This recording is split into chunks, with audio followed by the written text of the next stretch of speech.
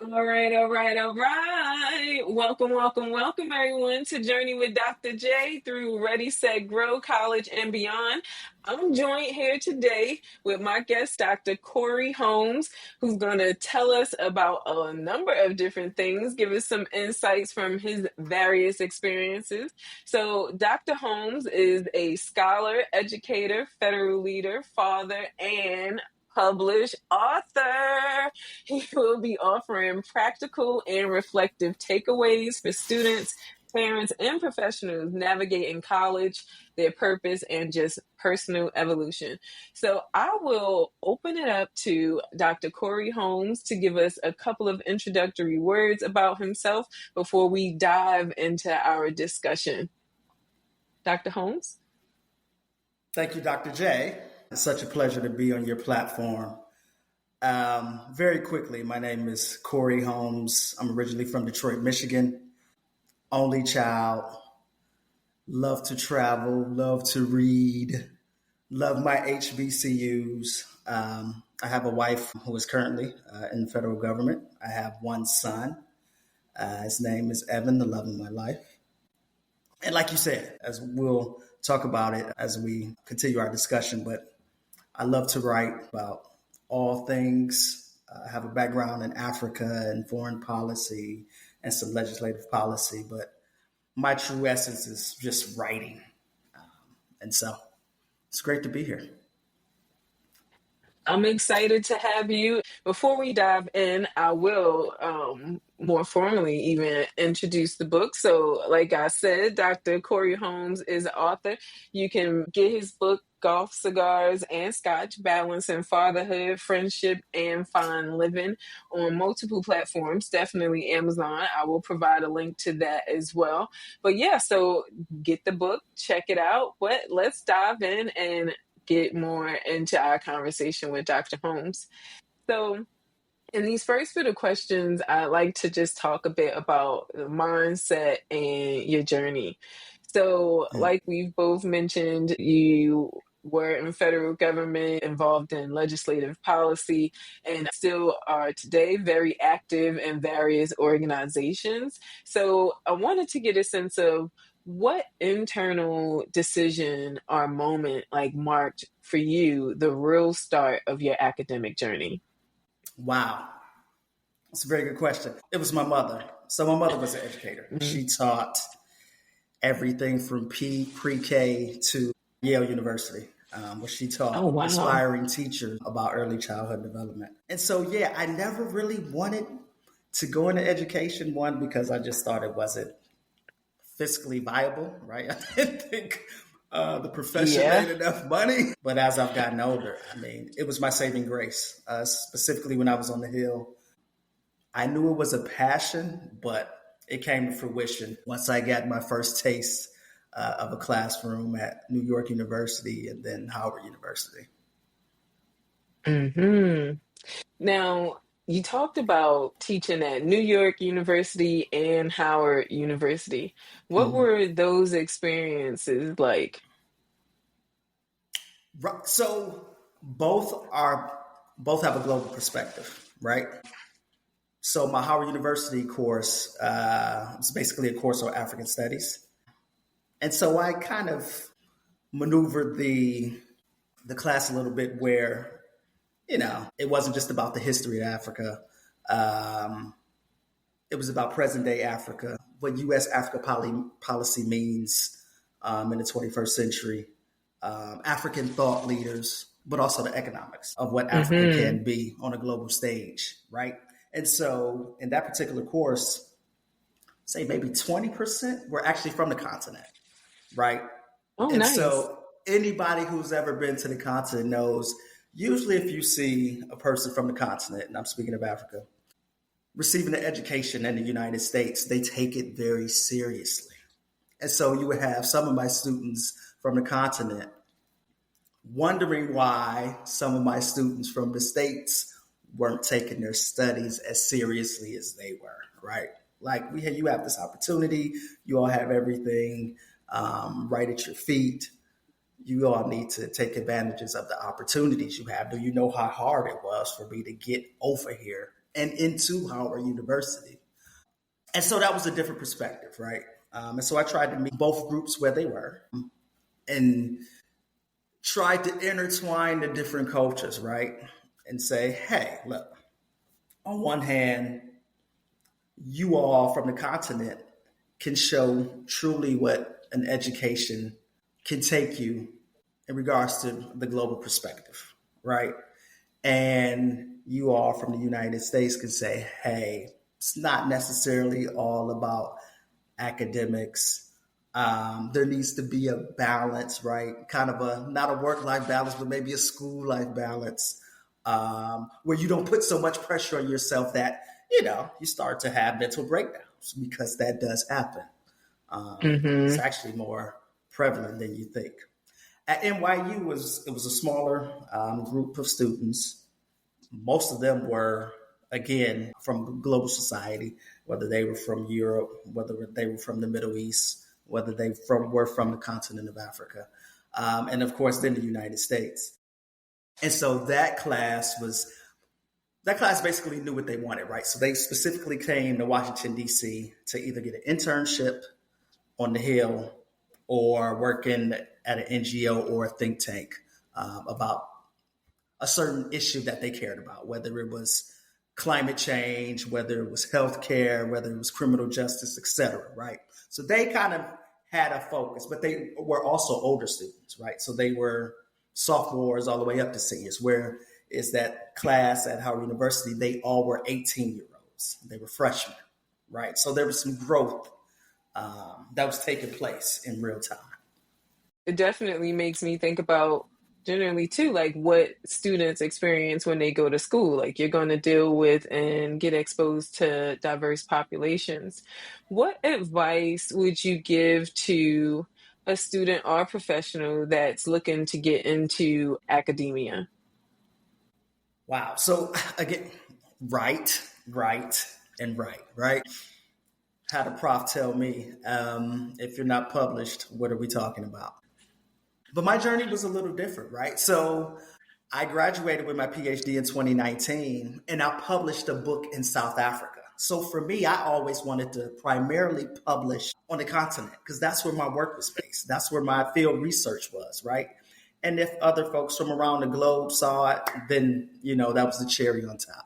But I really wanted the respect of South Africans, Southern Africans, and Africans writ large in regards to my work. So you find different groups. So for me, it was like the African Studies Association, Political Science Association, social science groups. You find a mentor, i.e., a prof that you really respect, and you talk to them about their journey. You also try to get some experiences. You definitely need a TA, right? So you definitely need to be a teacher's assistant. I actually was a grad assistant, but one of my favorite people in the world, Dr. Carrie Miller, who is now over NYU programs in Washington, D.C. That's how I got that NYU gig. She would let me sub for her South African course while I was still at Howard.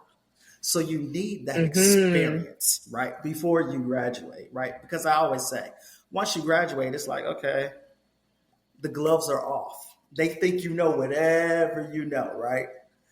While you're still in school, they're a little more lenient. They're a little more willing A to little give more you some grace. grace, right? A little more, to give you some grace. And so, and then from kind of subbing in her course where the students were like, oh, because again, I always try to bring different perspectives, i.e., peer to peer learning, right? Peer to peer learning, engaging with my students. And so when something opened up, she was like, hey, build a class. You're on the Hill, Mm, right? And so my first NYU class was the politics of public policy. That wasn't a class at NYU, right? But she trusted me nice. enough to Yeah. say, hey.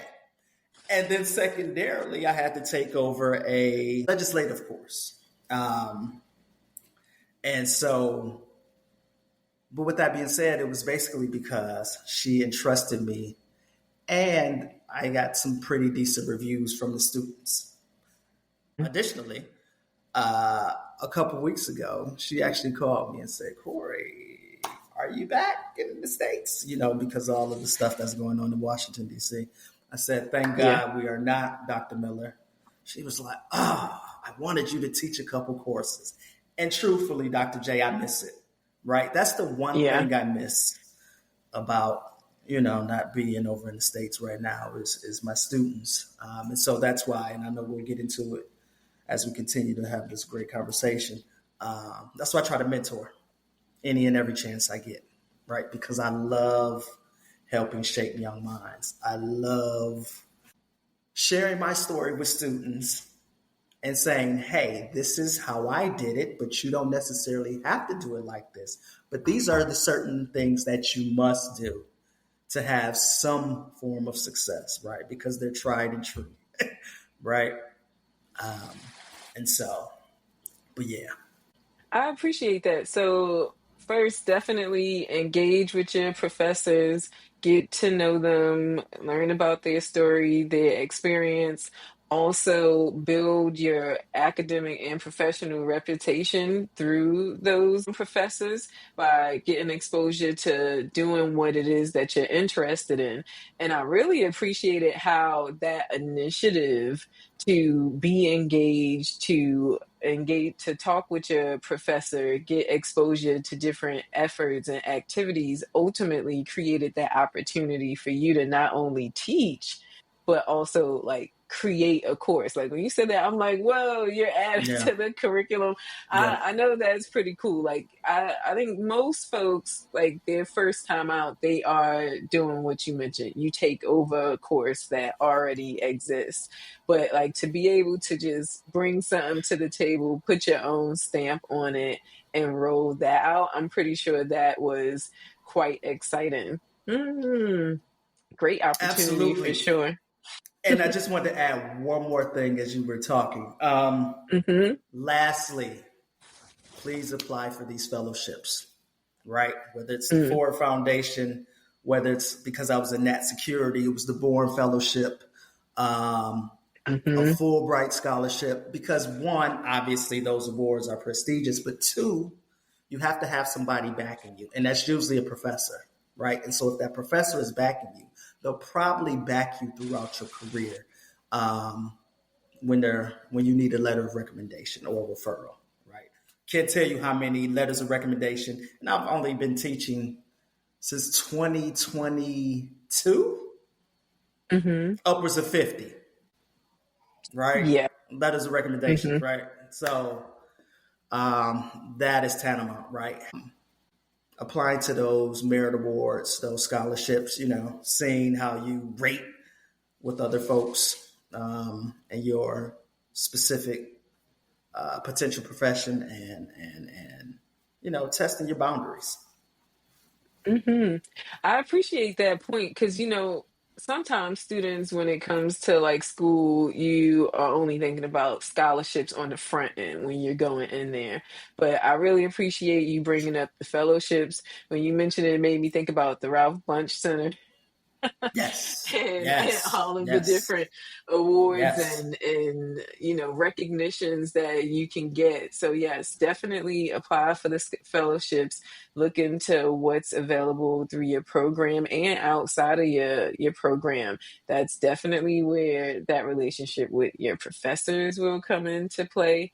And I appreciate that you're not only acknowledging the importance of that relationship, but demonstrating multiple benefits that come from building relationships with your professors, that getting a recommendation, having the opportunity to teach and create courses. Like these are all things that came through building that network and sustaining a high quality relationship as well as a high quality brand. Because again, it takes trust to put the, as you mentioned, the minds of others in the hands of another.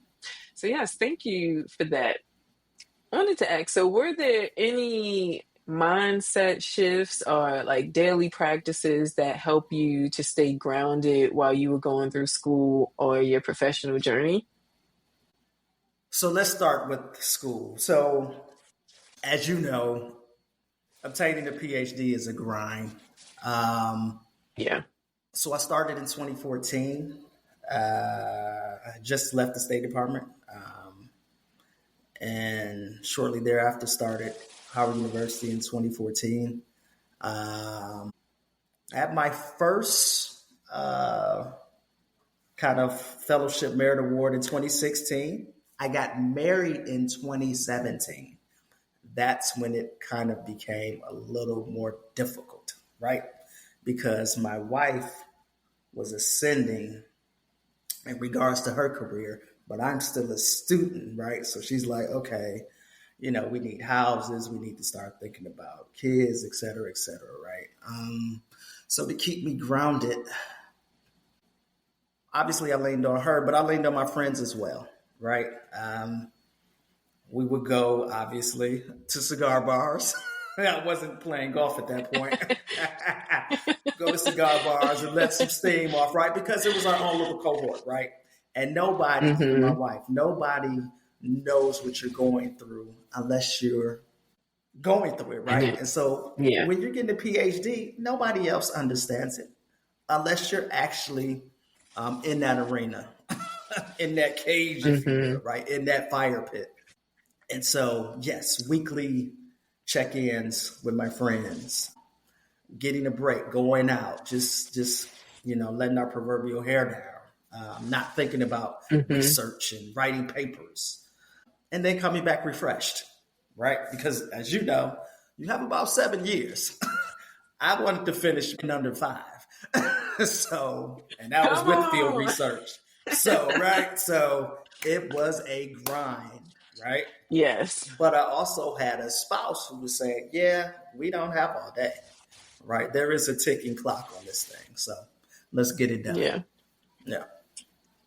I like that. So pretty much having that support system at home, but also within the program. I think, people might not always realize like how important it is to have a group or even just one other person, however many you have, that's journeying through with you to just vent, talk, and even get some input. I remember that as well. And yeah, I also was grinding to get out.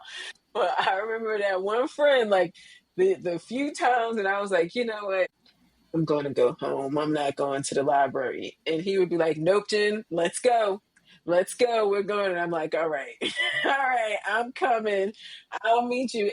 And that kept me like in those times, in those moments when I just was like exhausted, he was the one that just kept pushing me like, nope, we got to keep doing it. So yes, great point and good practice to just have those support systems in the program and out, because yes, sometimes you do need folks to bring you back to the rest of reality outside of the program, because it can become its own, world. Mm. Literally. So, what experience helped you to realize the difference between being busy and being effective? Mm. Being busy and being Because effective. there's always a lot to do.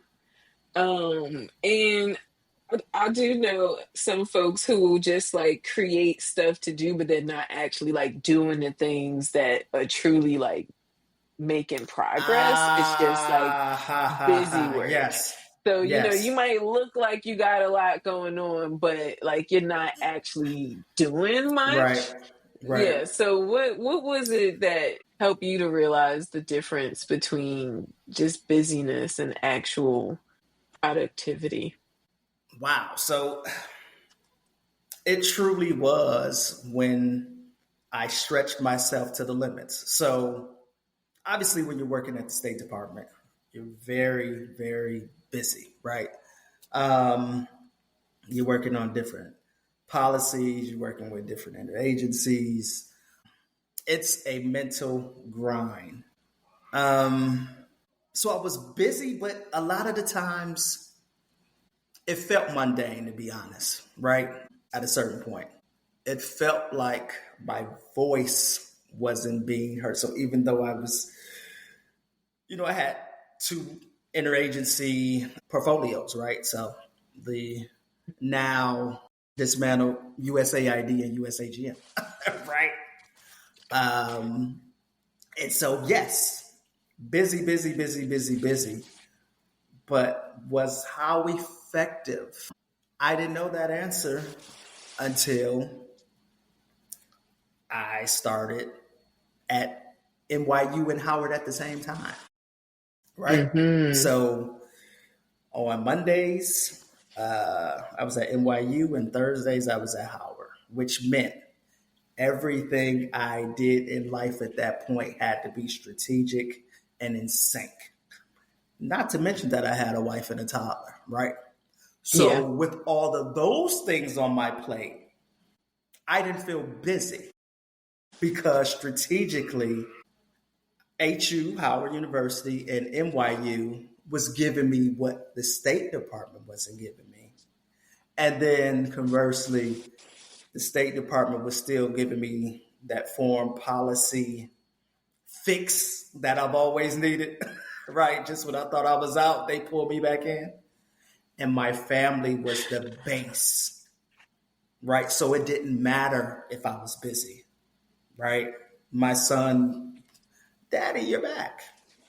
I couldn't go to sleep until he wasn't really talking at that point, but come, right? He just run up to my leg, right? And so it put things in this proper perspective. And that's truly how I kind of reconciled in my mind, because I was saying I was busy and I was tired with just the one gig. But when you had three with the family, it had to be structured. And I'm a very organized person, but it's all in my head. I had to start writing stuff Mm-hmm. down, right? On shared Yeah. calendars, right? Oh, when the That's when I shared knew. calendars So come yeah, in. so that's really the crux of it. I had to start writing down on stuff on shared calendars so the wife would know what I was doing, and also to keep my commitments, and so I wouldn't forget, right? Because I couldn't keep all that stuff in my Mm-hmm. head; it was just too much. Yeah. Like when you get to the point when you have to develop a mechanism to manage the work, but then I imagine too with that because you have to, distribute your time across your various things, those less meaningful tasks kind of like fall out. And what I mean by meaningful is like the things that aren't essential, the things that, Yes, yes, aren't a priority, you start to drop those away because you don't need to look busy or feel busy because you exactly, have enough exactly, that you have to manage to be effective without, being wasteful. exactly. Hmm. So, what leadership skills do you believe students and emerging professionals should start practicing now, regardless of their title or role? Authentic leadership. So, and what I mean by authentic leadership is being transparent. Um, Look, you still work in what I like to call the jungle. And how many leaders have you come across, right? That weren't one authentic, two, they weren't vested in seeing you grow. See, I believe the best leaders understand that their team, i.e., their teammates, if they're not strong, then none of us are strong, right? We're only as good Hmm. as our weakest link, right? Yeah. And so I would say, in whatever arena you're in, academia, in your professional career, when you're networking, find out what you can do for the person on the other side of the conversation. In today's Hmm. society, we tend to, without even knowing the person, right? We're always asking for something. So let's take a breath, really communicate with that person on the other side of you and find out what makes them tick. Find out what they need, and if you can provide it. And if you Mm-hmm. can, then you do so, right? Because now you're building value. Yeah. Now, whether you cash in that casino chip next week, next year, or in 10 years, right? That person on the other side of that conversation understands he or she can get it done, right? And so it's a multiplying effect. And you never know. It only takes that one person for you to do something for where it multiplies throughout your professional life and your life in general. Because, at this age, and as you know, we never know what we need and when we need it, right? A year Yeah. ago, this was the greatest thing. I was, on a deado and in Santo Domingo, right? Traveling across Western Hemisphere, right? And, Mm-hmm. and so, but through networks, I've been able to get my true mojo back, right? And so I'm doing a Yeah. lot of different things that are truly bringing me joy. And so without pain, right, I wouldn't have that pleasure, if you will. Yes, yes, completely understand. I appreciate that authentic leadership. One, moving authentically, period, would be your best bet. Because I mean, there's only one you, so there's no need to try to be like anyone else. That's what makes you unique, but also like demonstrating how you move as a leader, what leadership looks like to you. And I really appreciate your point too about, when networking, don't always focus on what the other person can bring to you or give you, but more so think about your networking from a position of I demonstrating my value, what I bring to the table, and how effective I can be when you engage with me, which, of course, as you mentioned, will increase the probability that people will reach back out, that people will think of you when an opportunity pops up. Which is one of those extra benefits. And I also appreciate too your point about how, life is unpredictable and nothing is guaranteed. However, when you build relationships and connections, those things actually can survive through the ebb and flow of life and open up doors when one door closes. So there's multiple benefits to how you network, but also who you network with. Absolutely. Absolutely. Yes. Mm-hmm. So I know you mentioned, that in one aspect of your career, like your voice may not have been as heard, right? And then Mm, you also mentioned like getting into your mojo. When did you mm. first start recognizing your own voice as a leader, and how can others begin to find theirs? Wow. So I started at Clark Atlanta University. Well, technically, I started at Tennessee State. Still have some great friends at TSU. Um, through no fault of my own, and that's a story for another day. I enrolled at Clark Atlanta University in 1999. Clark Mm-hmm. actually was my first choice, but the letter took so long, and I had already went on my Mm, visit to TSU that my mother and father, they were like, that's it. You're going to yeah. TSU. Um, so with that being said, Clark Atlanta, CAU, and HU, they didn't just give me degrees, right? So they didn't just give me business degrees and doctoral degrees. They gave me the confidence to be in different rooms, right? And so not Mm-hmm. only the HBCUs, but my mother, father, and my grandma as well. I grew up Lutheran, right? And so you understand when you're Lutheran that most Lutherans don't have the same hue that I have, right? Um, but it's that foundation of finding a way or make one, and that's CAU's model, right? Find a way or make one. And so yes, Mm-hmm. it's okay to be apprehensive when you go in these rooms. I remember when my pastor asked me if I wanted to be an assistant minister at Faith Lutheran Church in Arlington, Virginia. Me? You can't be talking about You me. know what? No. Yes, you, Corey, right? Mm-hmm. I end up serving 5, 6 years, right? Wow. Um, Mm-hmm.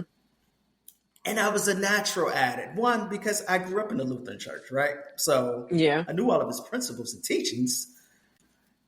90% of the congregation didn't look like me, right?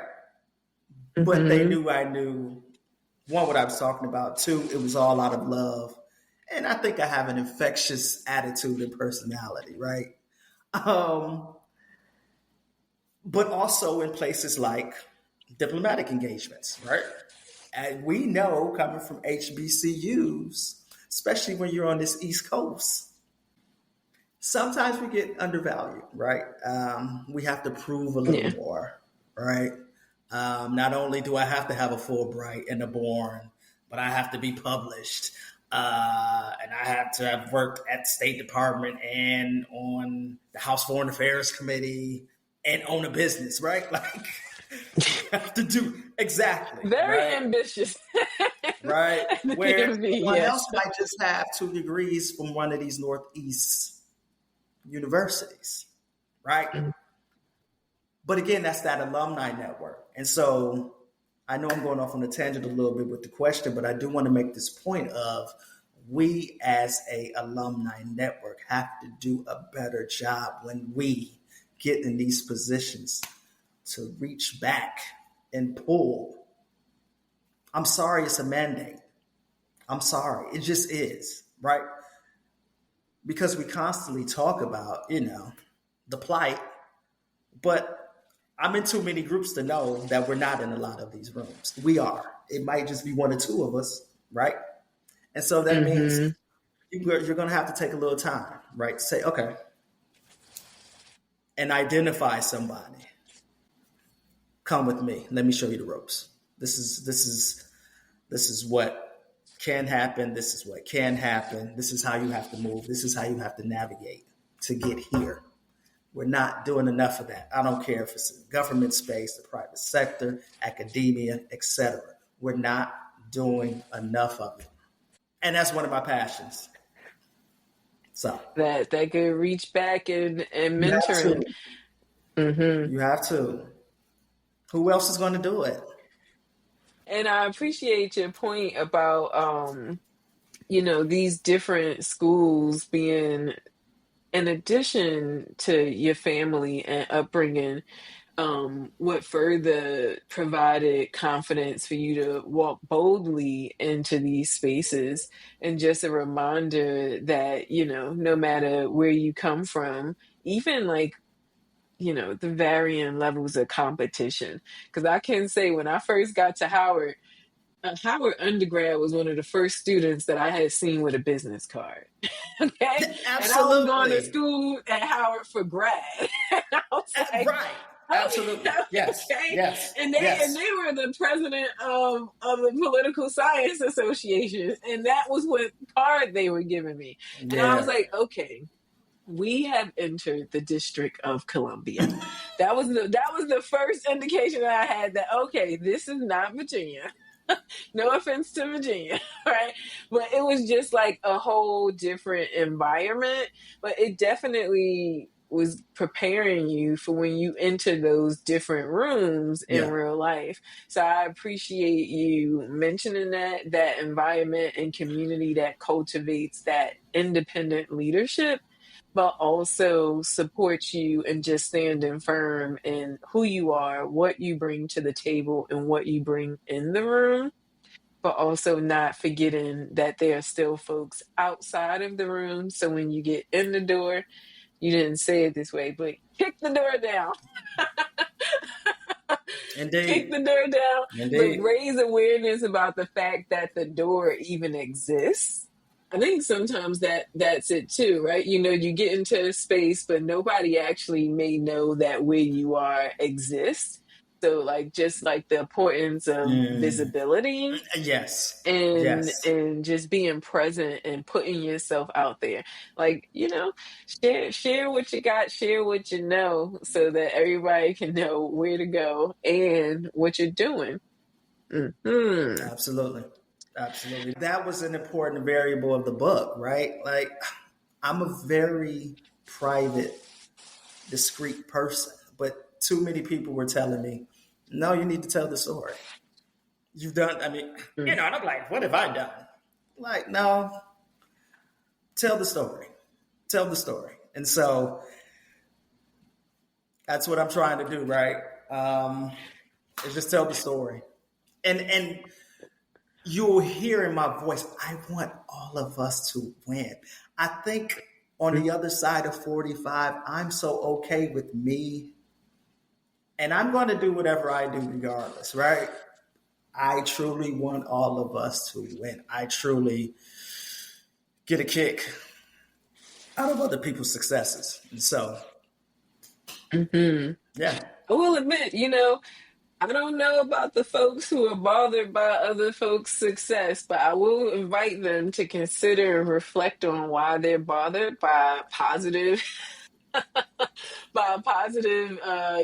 achievements of other people. Because similar to you, I feel like, hey, if we cross paths and you're successful and you're winning, to me that means we're in alignment, which means that we're clearly both doing something right. There isn't anything that you can do that can diminish me, so there's no reason for any jealousy or feeling threatened. I appreciate you, one, taking the encouragement from the folks who were like, hey, you need to get that story out. Two, you and I both seeing this as a perfect segue into the book, because right as you were saying and it cut out, I had touched the book. And my next question was going to Mm. be in relation to the book. So All right. let's get into that a little bit. So All I right. know, like I mentioned, you wrote a book on fatherhood, friendship, and fine living. How have those themes shaped how you show up as a scholar, leader, and mentor? Fatherhood for me is the essence of being a man, right? The essence of being a black man. If I am not a good father, I cannot go out into the world and mentor other people, right? Fatherhood has allowed me to instill in my son, and I know he looks at me every day and like, Daddy, why are you so hard on me? So we have this regimen of Mondays we practice golf, Tuesdays we go swimming, and Wednesdays we play basketball. But before that, it's writing time. It's playing Connect Four for strategy and thinking. Mm-hmm. Um, and remember the game Trouble, the pop up Yes. Trouble. So he has You a already had version me of at that. Connect Four. Yeah, he has a I'm version of like, that okay. with the Mickey Mouse characters or whatever. Right? And so Uh-huh. it's teaching him how to count. It's teaching him how to strategically maneuver, right? Because you're not just playing the Mm-hmm. game, you're playing an opponent. Um, Yes. and he gets tired, right? I'm like, okay, let's just concentrate, Evan. Concentrate. We're almost there. We're almost there. We're almost there. Right. And so I believe I'm instilling these principles in him. And so whether he gets 3 degrees, because one is mandatory, my wife would probably say two is mandatory, but whether he gets three, whether he becomes a better, whatever, right? I believe I'm instilling in him always seeking knowledge, right? Mm-hmm. Um, being strategic in everything you do, right? And that just means you're in it for the long haul. You have a long term view of what you want your life to look like. And there was another part of your question that I want to make sure I answered as well. Yes. So scholar, leader, or mentor. So you've spoken about the mentoring. Mhm. Go ahead. Yeah, look, we could talk about mentoring. This could have been a whole segment on mentoring for me. So, interestingly enough, I'm mentoring some South African students currently. They go to University of Fort Hare. and also University of Pretoria in South Africa. And we had a discussion Monday, and they were basically saying, Prof, there's so much corruption and there's so much lack of resources, and they were just and they weren't excuses because everything they said was true, right? Because my research was on youth unemployment, and their project is trying to find ways to decrease youth unemployment in South Africa writ large. And so I Mm-hmm. said, look, I just stopped and I said, look, I get it. Trust me, I understand. But unfortunately, you are going to have to work 10 times harder. It just is what it is. So I need you to get comfortable with being uncomfortable. Because if you really want to succeed, you're going to have to sacrifice, you're going to have to put in the work, and you're going to have to challenge the limits of what you never thought were possible. Mm-hmm. But I say, guess what? One, I believe in you. And two, if there's any resource, i.e., anybody I know in the country or globe that I can help you with, that I can connect you with, I will. Right?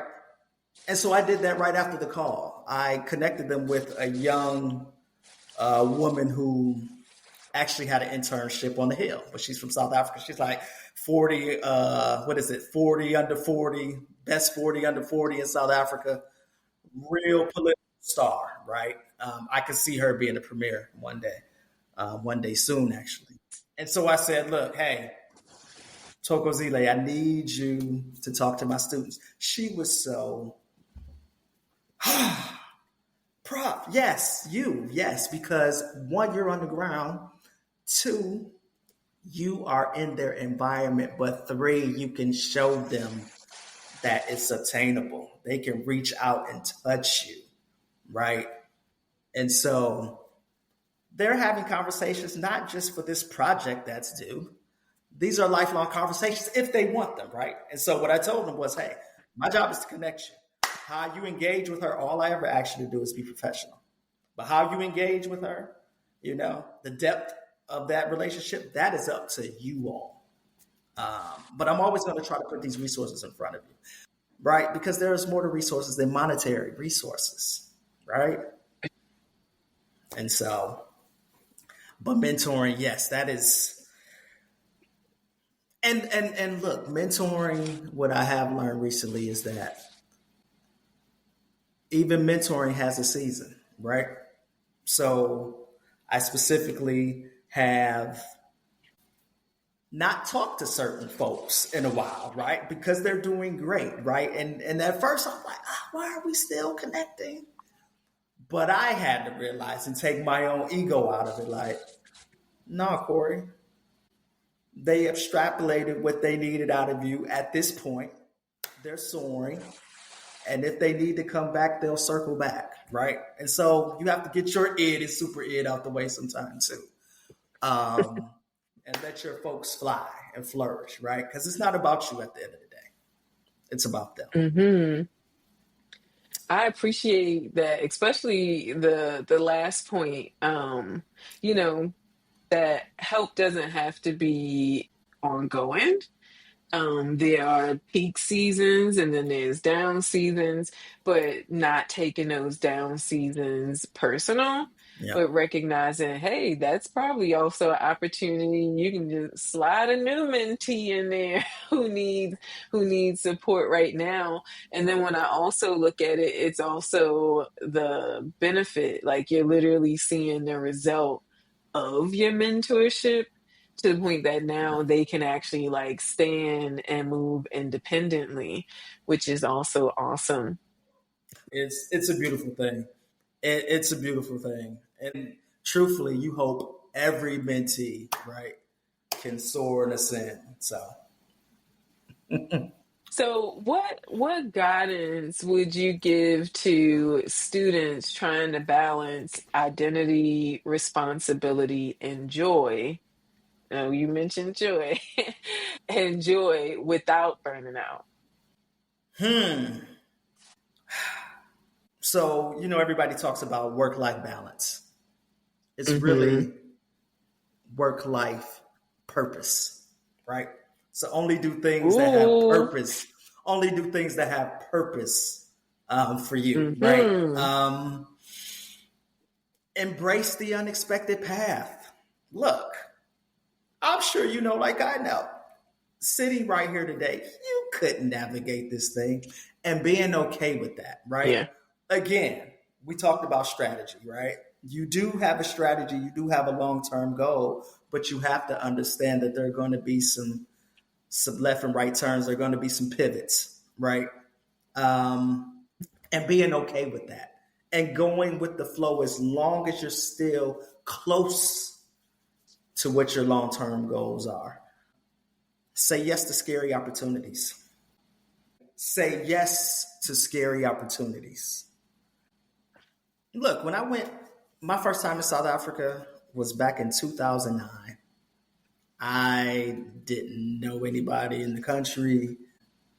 I was going over there because I was enthralled with the ANC and its politics. And I wanted to be on the ground, and I wanted to try to reach out and touch some of the people that I was writing about. And it's crazy how you can manifest some of this stuff, right? I loved Thabo and Becky as a student. I read Mark Gavesler's book, A Dream Deferred. It's one of my favorite books.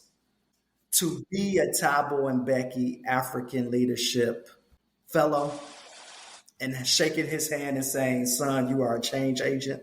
And this was back in like 2017, 2018. All right. Right, wow, right, wow, right. That was a wow moment, right? So, Yeah. but if I was scared, because you know how some Mm-hmm. people don't like to travel by themselves. I never got that piece of. But look, we all have our proclivities and our scary moments and thoughts. But push past it because you never know what's laying for you on the other side. Um, Mm-hmm. build bridges early.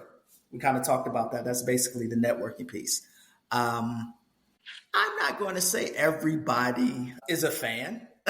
What I have recently learned is that's okay too, Yes. right? That is okay too. Mm-hmm. Um, as long as you're authentic and you can stand on your work, but don't burn the bridge, right? So we can agree to disagree, right? And that's okay. We can respectfully argue and agree to disagree, but we don't have to be mortal enemies. Yeah. And again, it's also okay to also throw an olive branch out to someone you haven't spoken to in a while and just say, hey, how are you? What do you have going on right now? Is there any way that we can collaborate? Collaborate is my favorite word in 2025, right? I want to collaborate with everybody, right? Now, some folks don't see the vision at this point, right? Some folks Yeah. see it immediately, but that's okay because I love the process. This is the process. And so every day I'm just going to put my head down and continuously do what I do, right? Which is try to share my story, write on various topics, and help some young people. Mm-hmm. And what you were saying, do it afraid. Like, don't let the fear stop you from reaching a point in your life or seizing an opportunity that's presented to you. So when you mentioned, being able to actually meet the author, be a fellow, like, yeah, like talk about visioning and manifesting and bringing what you desire into reality. I love that. So what should students and families know about making the most of their experience academically, socially, and emotionally? So for all three, support the journey. Parents have to support the journey, not just the destination, right? So Ooh, I'll ooh, take, I see the Lutheran preacher coming out. I'll, Come I'll take myself and my wife, for example. We have a plethora of dreams for Evan, right? He's going to Mm-hmm. be, I want him to be a Wall Street banker. She wants him to be an ambassador, right?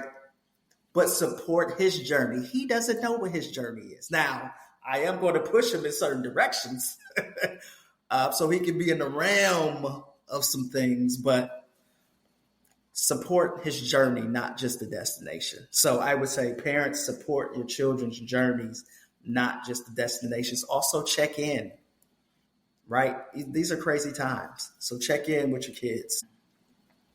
Ask them.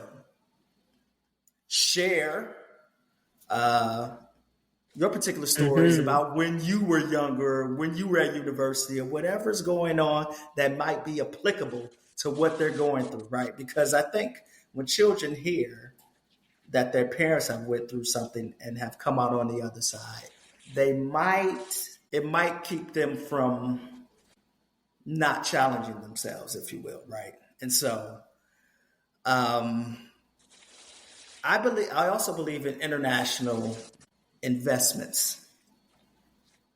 And that means studying abroad, right? Mm-hmm. Study abroad.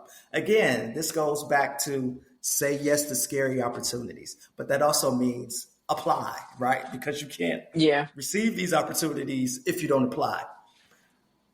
Even at HU, you'd be surprised. I had some of my students, they were like, my parents don't want me to they don't want me to study abroad, or I'm scared of studying abroad, prof. I get it, but in order to be your best self, you have to face your fears. Running from it won't save you. Oh. See it through. Because Right? it's Like, just going to chase you. see it through. Right. And so it'll compound. So just stop it right there. Try to stop the fear right there. Right. And it's so much the world has to offer. Right. Mm-hmm. Like, it's so many cultures, so many places to see. Right. Like, it's so Mm-hmm. many different people of color from around the globe with different perspectives and different languages and Yes. different ideals, right? Why would you want to see that? To expand your knowledge and your sense of self, right? Mm-hmm. So that's what I believe. And in regards to professionals, um, look, again, it goes back to writing. I'll never forget my boss on the Hill. Like, lean into what you can lean into. And guess what your lane is? Writing. Right? Whenever it got thick, whenever the congresswoman, like, whenever everything was just crazy. When I picked up that pen, everything just slowed down.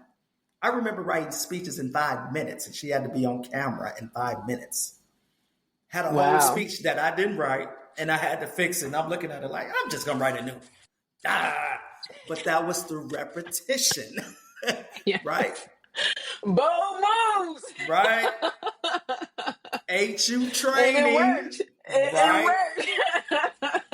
We used to Yeah, call that them training to murderers move under row. pressure. Yeah. Absolutely. Murderers row. Dr. Edgar, Dr. Cham, and Dr. Zodi. Right? Mm. Mm-hmm. No, one Mm-hmm. thing you were going to be able to do was write. Yeah. That's it. Right? And so, write with clarity, write with purpose, because that's in any profession, right?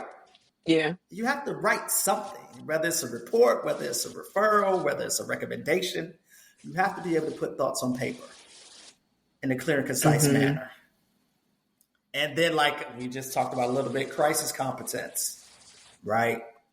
I've integrated yoga into my life because it just brings me Nice. peace, right? And so, when these crises come, because there was one, and there's still ongoing crisis, particularly where you are, right?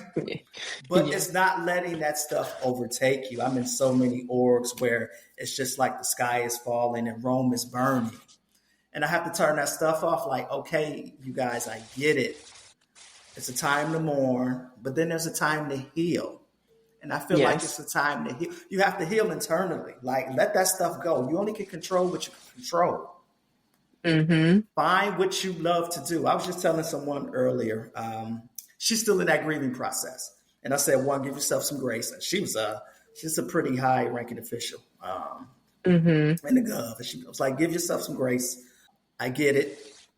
But at some point, you need to pivot. Find what you love that has nothing to do with national security, nothing to do with foreign policy, and Mm-hmm. go do it, right? Whether it's Mm-hmm. planting flowers, whether it's painting, whether it's just going on cruises or trips. For me, it was writing a book. It was therapeutic, right? Because I was going insane.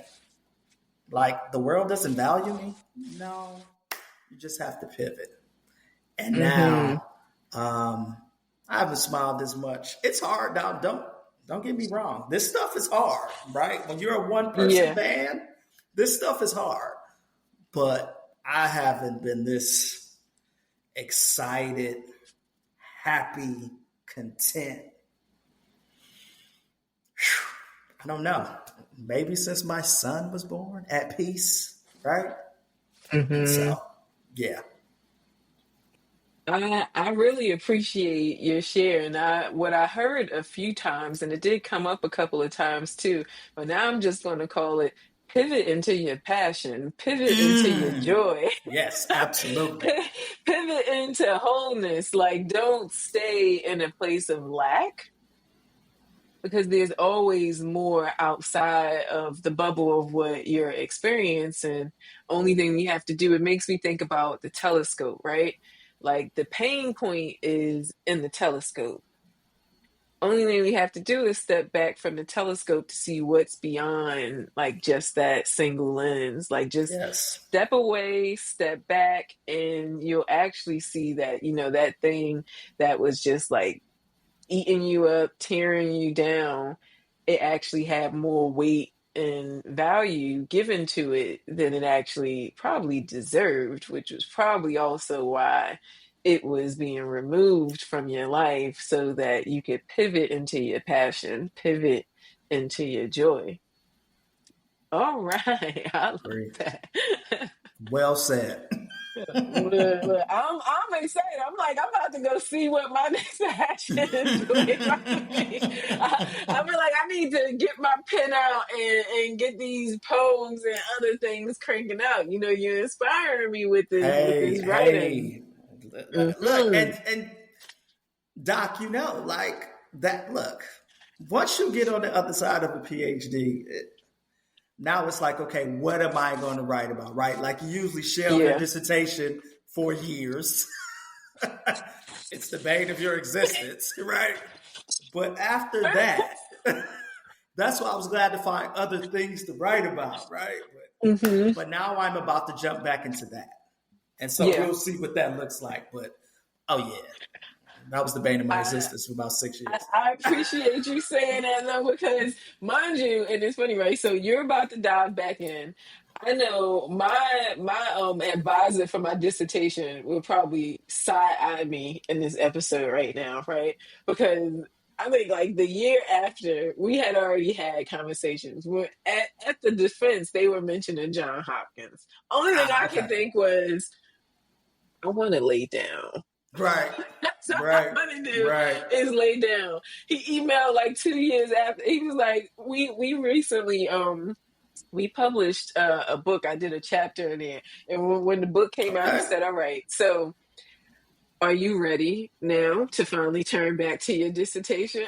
I was like, he was like, yeah, because that was supposed to already have been articles and all these other Right. things. So yeah, Right. I need to circle back there too, but I also understand, like, after you commit a lot of energy into a grueling process and that product, like, sometimes you just need to step away. Like they say, you end up with PhTSD. like you end up with the program related one and you end up, just a little detached. But I am glad to hear that you're going to be circling back in that space. I plan to circle back in that space as well. And I encourage anyone else who put it down, but it's still like a little tinkle back there in your brain.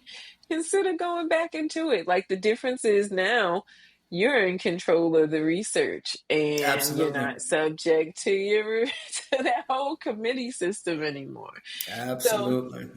I have one last question for you. Like just thinking about all that we've talked about, so, if there was one piece of wisdom that you hope that the listeners carry with them after hearing your story today, what would it be?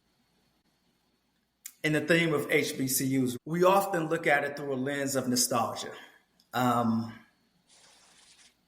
but we need to start looking at it as institutions that create pathways, not only for those who are sometimes disenfranchised, but it's truly for the next generation, right? Because now Mm-hmm. at HBCUs, it's just not about African American students. You have Yeah. folks from all across racial lines, ethnic lines, right? Global Mm-hmm. lines, right? We have, HBCUs particularly have Yes. uh, a huge cohort of international students, right? Mm-hmm. And so understanding that these spaces help you become, again, the theme, your authentic self, because you get to find yourself, right? You get to fine tune who you are in a comfortable setting, right? Mm-hmm. Because comfortability is tantamount when you're a young person, right? Right? Because when we're young, anything can trigger us. Um, it could shake our confidence, right?